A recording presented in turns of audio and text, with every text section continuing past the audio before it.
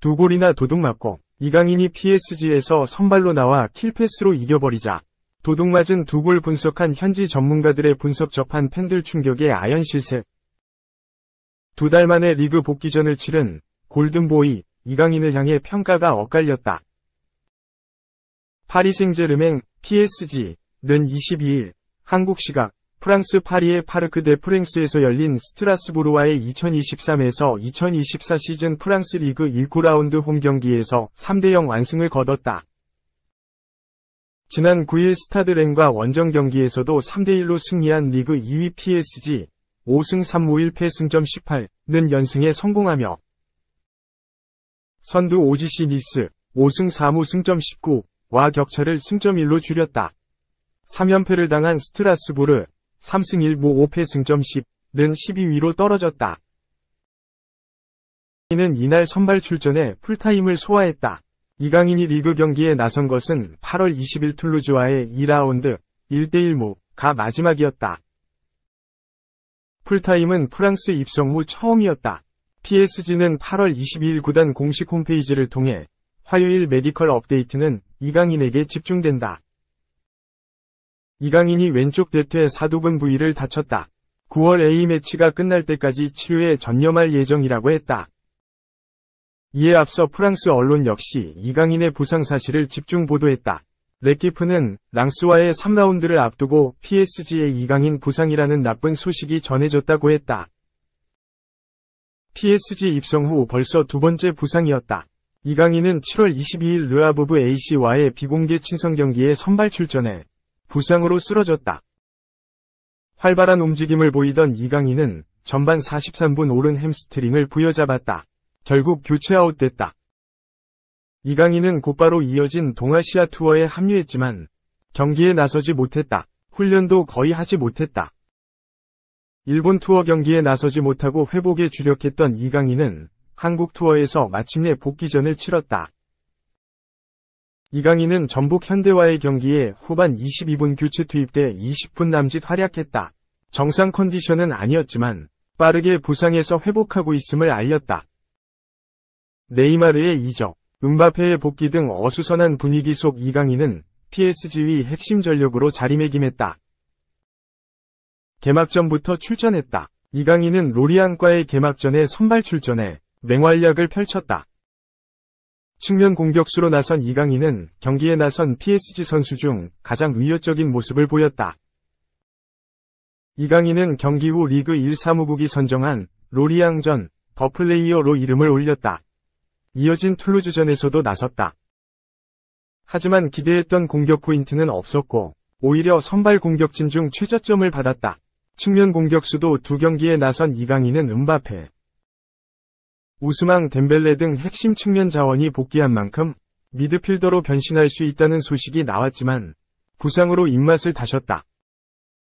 다행히 회복은 빨랐다. 꾸준하게 이강인과 소통하며 몸 상태를 체크했던 황선홍 항저우 아시안게임 대표팀 감독은 공식적으로 메일을 받았는데 부상, 회복 속도가 빠르다고 들었다며 이달 첫째 주부터 볼을 가지고 훈련하는 것으로 알고 있다.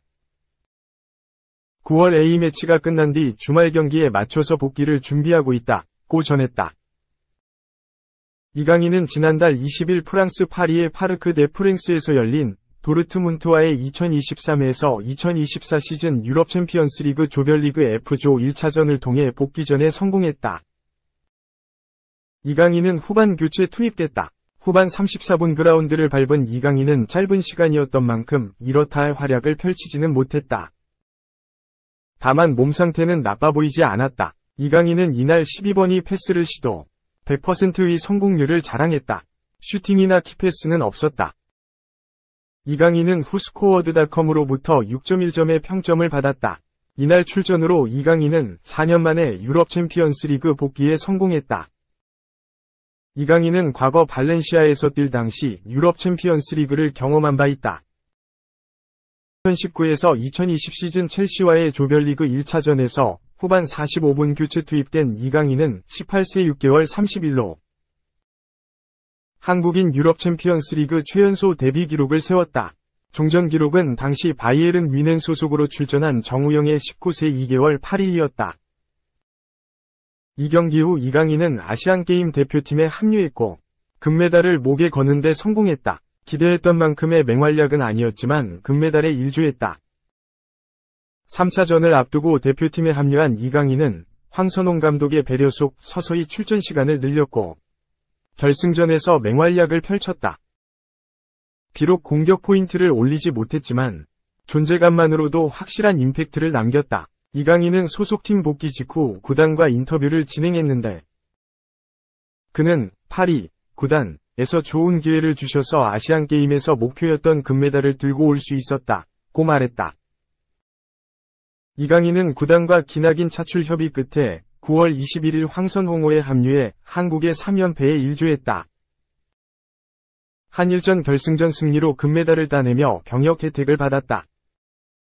21팀에 합류해 동료들로부터 환영의 뜻을 담은 인디안밥 이행해졌다. 루이스 엘리케 PSG 감독도 직접 이강인의 등을 두드렸다.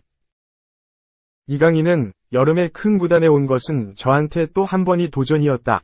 고 마요르카를 떠나 PSG로 이적한 순간을 돌아보며 선수들과 경쟁도 하고 좋은 모습을 보여주고 싶은 마음이 크다.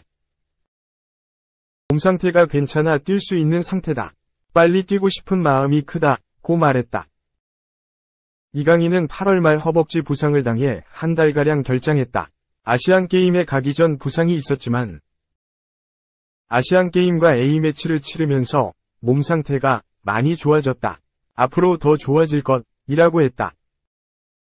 이강인은 아시안게임 이후 A 대표팀에 합류해 절정의 기량을 뽐냈다. 튀니지와 A매치 친선전에서 2골, 베트남전에서 1골을 기록했다.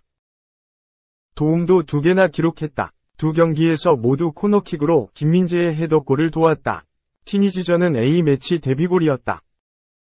이강인은 스트라스부르전에 몇 분 출전할지 모르지만 뛰게 되면 팀에 도움이 되도록 노력하겠다. 고 목소리를 높였다. 이강인의 복귀에 많은 관심이 이어졌다. 프랑스 에리십 스포트는 18일 대한민국 스타가 된 이강인이 PSG로 복귀한다. 이강인은 엘리케 감독에게 행복한 고민이 될 수 있다. 이강인은 아시안게임에서 금메달을 땄고 A매치에서 좋은 활약을 했다. 이강인은 PSG의 새로운 공격 무기가 될 수 있다. 이강인을 선발로 쓸지 로테이션 자원으로 활용할지는 지켜볼 일이라고 했다. 프랑스 블루도 스트라스부르전에서 이강인은 중원에서 기회를 받을 것이다. 돌아온 이강인을 향한 기대감은 크다고 했다. 이 같은 관심이 반영되기라도 한 듯 이강인은 음바페를 제치고 팀 내에서 가장 많은 유니폼을 판 선수가 됐다. RTL 스포트의 압데라흐 불마 기자는 이강인의 유니폼 판매는 킬리안 음바페보다 약간 앞서 있다며 이강인은 아직 득점이나 도움은 없지만 PSG의 상업적 자산임을 보여주고 있다. 음바페가 세계 축구계의 가장 큰 슈퍼스타 중 한 명이라는 점을 감안하면 놀라운 소식이라고 했다. 스포츠키다는 이강인의 유니폼 판매 호조는 아시아 축구계의 지지에 기인한 것으로 보인다. 이강인은 아시아 차세대 스타로 여겨지며 같은 국적의 손흥민의 뒤를 이을 수 있다고 했다. 이강인은 A매치를 뛰러 갔을 때 많은 팬분들이 PSG 유니폼을 입고 계서 감사드린다. 앞으로 팀에 더 좋은 활약을 해서 더 많은 팬분들이 생기도록 하고 싶다. 고 미소를 지었다. 이강인은 중앙 미드필더가 더 어울린다. 고 한 엘리케 감독은 스트라스부르전에 전격적으로 이강인의 이름을 올렸다. 엘리케 감독은 4-4-2 포메이션의 오른쪽 날개로 이강인을 기용했다. 음바페 하무스 투토베, 바콜라 비티냐 루이스 이강인이 허리진을 구성했다. 포백은 에르난데스 페레이라 마르키뇨스 솔레르가 이뤘다. 골문은 돈나룸마가 지켰다. 이강인은 이날 많은 터치를 하지는 못했다. 이강인은 73번이 터치를 하는 동안 53번이 패스를 시도해 48번을 성공시켰다. 키패스와 롱패스는 1번을 성공했다. 슈팅도 한 번 밖에 날리지 못했다. 특히 드리블 성공이 한 번도 없었다. 이강인 음바페 중심으로 전개되는 많은 볼을 받지 못했다. 볼을 받아도 전술상 연계에 주력하는 모습이었다. 덴벨레가 투입된 후반 21분 왼쪽으로 자리를 옮긴 후에도 상황은 비슷했다. 전반 31분 솔레르 골의 기점 역할을 한 것이 이날 가장 눈에 띄는 활약이었다. 이강인이 있는 오른쪽보다는 왼쪽에서 주로 공격이 전개됐다. 특히 자유롭게 움직여야 하는 이강인의 스타일과 달리 전문 윙어처럼 활용한 것도 아쉬운 대목이었다. 그럼에도 이강인은 팀에 많은 공헌을 했다. 수비적으로 돋보였다. 가로채기 1회, 리커버리는 무려 7회에 달했다. 이강인은 후스코어드닷컴으로부터 평점 6.6점, 소파스코어로부터 평점 6.9점, 풋모브로부터 평점 7.1점을 받았다. 필드 플레이어 중에는 거의 최하점이었다. 특히 르 파리지앵으로부터는 4.5점이라는 아주 박한 점수를 받기도 했다. 그럼에도 평가 자체는 나쁘지 않았다. 스페인 스포르트는 엘리케 감독은 중원의 이강인, 루이스, 솔레르를 기용해 팀을 180도 바꿨다.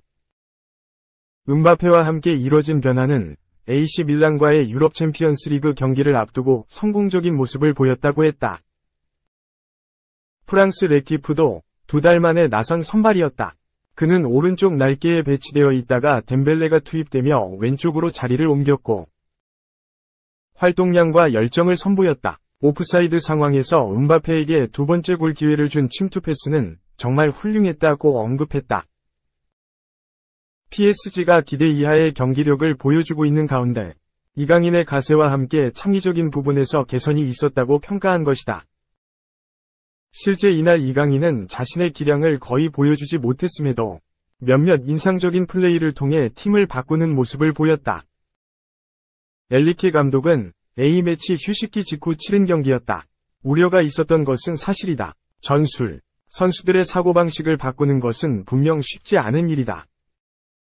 그러나 우리 팀은 경기를 잘했다. 경기를 매우 잘 통제하고 관리했다. 고 팀 전체에 대한 만족감을 표현했다. 이어 이강인을 포함해 오랜만에 선발 기회에 나선 선수들에 대해서도 올 시즌 경기에 덜 참여했던 선수들이 경기에 나섰고 모두 잘했다. 그들은 오늘 기회를 얻었고 자신의 능력을 최대한 보여주었다. 고 극찬했다. 경기 후 이강인은 자신의 SNS를 통해 프랑스어로 파르크 대 프랭스에 돌아왔다. 이겨서 기쁘다. 는 소감을 전했다. PSG는 경기 시작 10분 만에 하무스가 페널티킥을 얻어냈다. 음바페가 성공하며 리드를 잡았다. 전반 31분에는 이강인의 패스가 빛났다. 페널티 지역 오른쪽으로 달리는 음바페의 정확한 침투 패스를 연결했다. 음바페가 중앙으로 내준 크로스를 솔레르가 마무리했다. PSG는 후반 32분 페널티 지역에서 솔레르의 패스를 받은 미드필더 루이스가 수비수 2명을 따돌리고 쐐기골까지 터뜨렸다.